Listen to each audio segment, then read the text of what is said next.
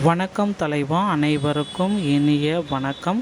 இன்றைக்கி நம்ம இந்த ஒரு வீடியோவில் எதை பற்றி பார்க்க போகிறோம் அப்படின்னு பார்த்தீங்கன்னா, முதல்வர் விஜய், தமிழக வெற்றி கழகத்தின் தலைவர், தமிழக முதல்வர் விஜய் அவர்கள் உயர்கல்வி பயிலும் மாணவர்களுக்கு நிதி உதவி வழங்கும் திட்டம் குறித்து முக்கிய அறிவிப்புகளை வெளியிட்டுள்ளார்.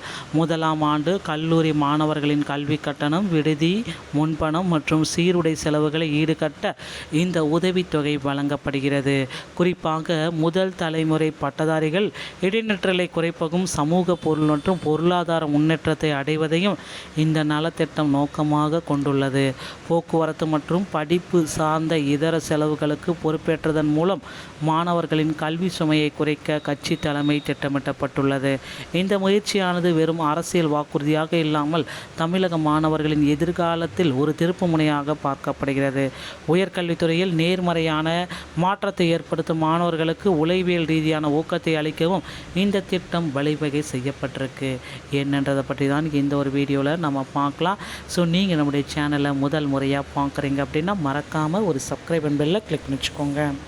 உயர்கல்வி பயிலும் மாணவர்களுக்கு 8000 நிதி உதவி. முதல்வர் விஜய் இந்த தகவலை கொடுத்துருக்காங்க. ஸோ இது உண்மையான தகவல் தானாம் என்ன அப்படின்றத பார்க்கலாம். ஆல்ரெடி தேர்தல் வாக்குறுதிகளில் 8000 ரூபாய் கொடுப்போம் அப்படின்றத குறிப்பிட்டு சொல்லிட்டாருங்க நம்மளுடைய மாண்புமிகு முதல்வர் விஜய் அவர்கள்.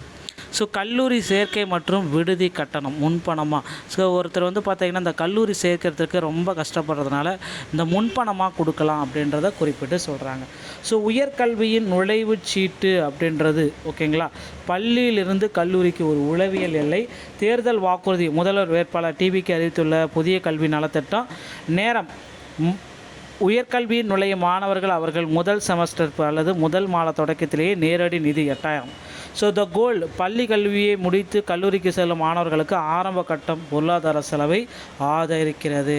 முதல் மாத நெருக்கடி அப்படின்றது முதல் செமஸ்டர் உண்மையானது.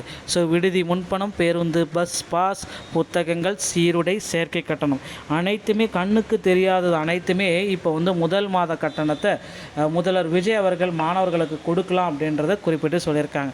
இது பள்ளி படிப்பிற்கு ஏற்படும் செலவுகளை குறைக்கும் அப்படின்றது தான்.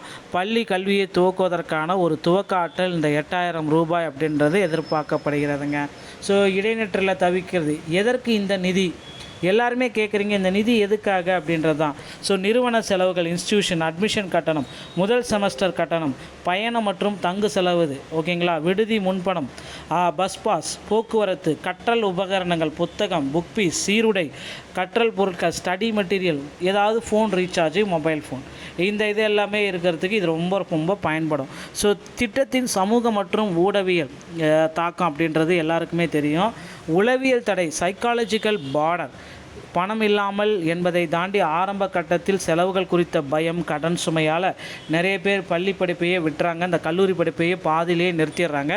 ஸோ இதை கண்ட்ரோல் பண்ணணும் அப்படின்னா இது ரொம்ப ரொம்ப அவசியமான ஒரு விஷயம் அப்படின்றாங்க.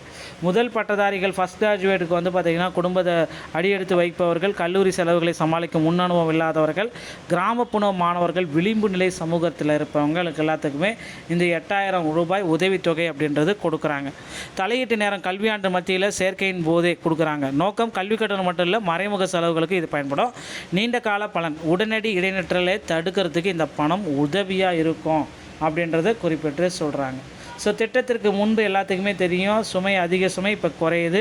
செலவுகளை கண்டு தயக்கம், தடையற்ற நுழைவு, முதல் மாதத்திலேயே அதிக செலவு என்ற அபாயம், தொடர்ந்து கல்வியை தொடரும் வாய்ப்பு உறுதி ஓகேங்களா.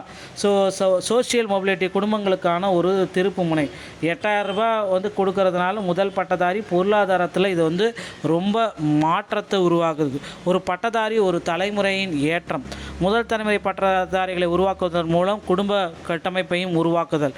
முதல் தலைமுறை பட்டதாரி 8000 ரூபாய் ஆதரவே இல்லாமல் இருந்தாலும் இந்த 8000 ரூபாய் கொடுக்கறதுனால அவங்களுக்கு பார்த்திங்கன்னா படிக்கிறதுல ஒரு இன்ட்ரெஸ்ட் ஏற்படுத்துறதுக்காக இந்த டிவிக்கு உடைய நலத்திட்ட அரசியல் model, welfare politics and model, சமூக மேம்பாடு, இளைஞர்கள் மற்றும் பொதுமக்களின் முன்னேற்றத்தை மையப்படுத்தி அதிகாரப்பூர்வம் ஆக்கப்பூர்வமாக இந்த தற்றலை கொண்டு வந்திருக்காங்க. நிறுவன மாற்றம் இன்ஸ்டிடியூஷன் இம்பேக்ட், மாநில அளவில் உயர்கல்வி இடைநிற்றல், டிராப்அவுட் ரேட்ஸ் கணிசமாக குறைத்தல், தனிநபர் ஆதரவு, 8000 ரூபாய் நேரடி நிதி, கற்றல் உபகரணங்கள், ஸ்டடி மெட்டீரியல் வழங்கி மாணவர்களை வலுப்படுத்துதல். ஸோ எதிர்காலத்திற்கு இப்போதே இவங்களை அடித்தளமாக பயன்படுத்துறது ரொம்ப பயனுள்ளதாக இருக்குங்க. நண்பர்களே, இந்த ஒரு வீடியோ பதிவு உங்களுக்கு ரொம்ப பயனுள்ளதாக இருக்கும் அப்படின்னு நம்புகிறேன். வீடியோ உங்களுக்கு பிடிச்சிருந்தால் நீங்கள் நம்முடைய சேனலோட இணைந்திருங்கள். மீண்டும் நல்ல தகவலோடு நான் உங்களை சந்திக்கிறேன். நன்றி, வணக்கம்.